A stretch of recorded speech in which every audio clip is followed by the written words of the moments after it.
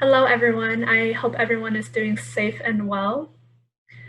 I'd like to start off my speech with one of my favorite quotes by Dr. Martin Luther King. That is, our lives begin to end the day that we become silent about things that matter.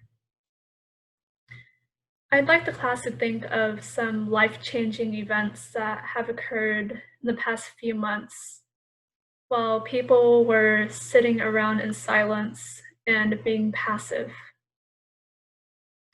We've had the death of George Floyd, Tatiana Jefferson, Breonna Taylor, and many more innocent Black lives through the hands of our police. George Floyd was handcuffed to the ground, and the officer knelt on his neck for 8 minutes and 46 seconds.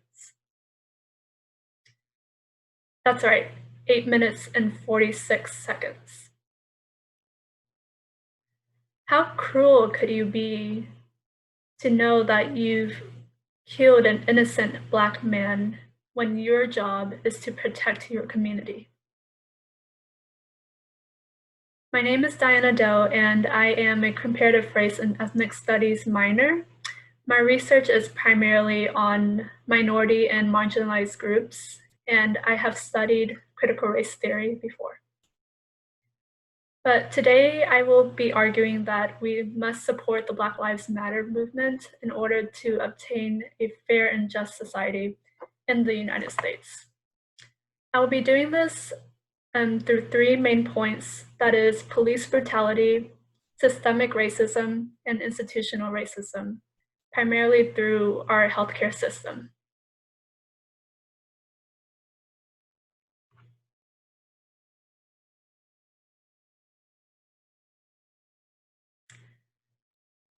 First, I will be addressing what the Black Lives Matter movement is.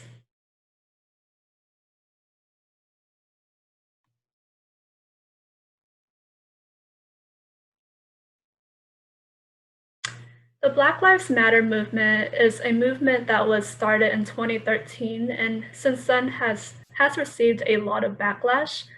But recently, through the death of George Floyd, we have been collectively moving more, and there have been numerous protests all throughout the world. And there has been a huge call for action against the death of Black lives through our policing system. It's important to note that this is the largest movement in the United States. First, I will be addressing police brutality here in the United States and the history of it. So it is very important to note that Black Americans are subjected to the most police brutality. And this largely has to do with systemic racism in the United States, but I'd like to point out an interesting statistic. Although half of the people shot and killed by the police are white, Black Americans are shot at a very disproportionate rates. They account for 13%, less than 13% of the US population, but yet they are killed by police twice as much as white Americans. Just think about that. And whenever police brutality occurs, justice is very, very rare. And what's even more devastating is that convictions are rare. I have an important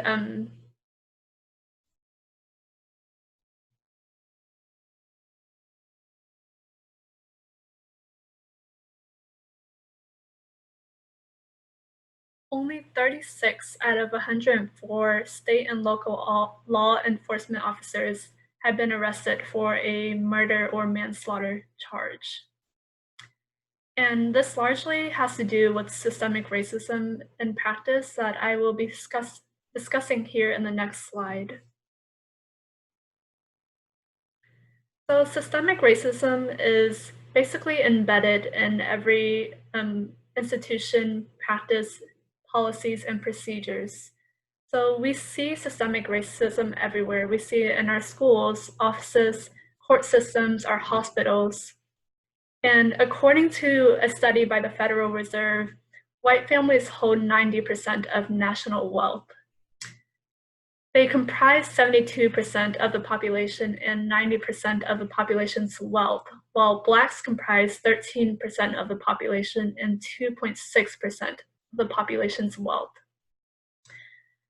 This largely has to do with our unemployment and our employment procedures. So, Sorry to Bother You is a great movie that showcases how hard it is as a Black American in the United States to basically move up the corporate ladder. And this largely has to do with slave labor and just the discrimination of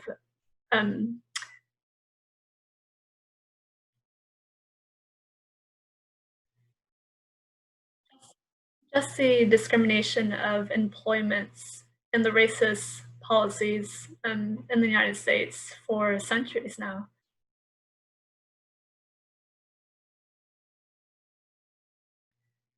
So very similar to systemic racism, we have institutional racism.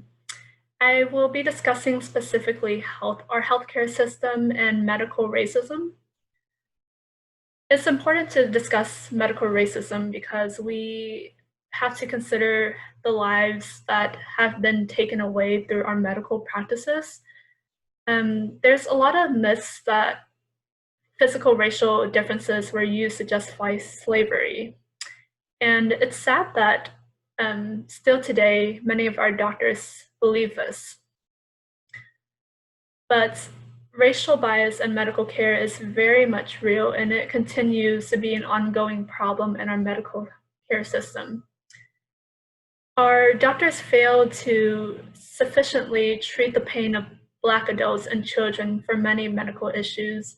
A lot of Black women are not treated the same when they take a visit to the hospital or to their local clinic. And this can be a really dangerous issue because it leaves them to not receive the proper care treatment and even giving birth. There's a lot of procedures that are used by doctors whenever helping a woman give labor, and we can see that a lot of Black women are not receiving the same quality health care. I hope I have convinced you through my arguments that Black Lives Matter. I'd like to address that Black Lives Matter is not a trend. This movement has been going on for centuries, and Black lives have been fighting centuries and centuries of oppression.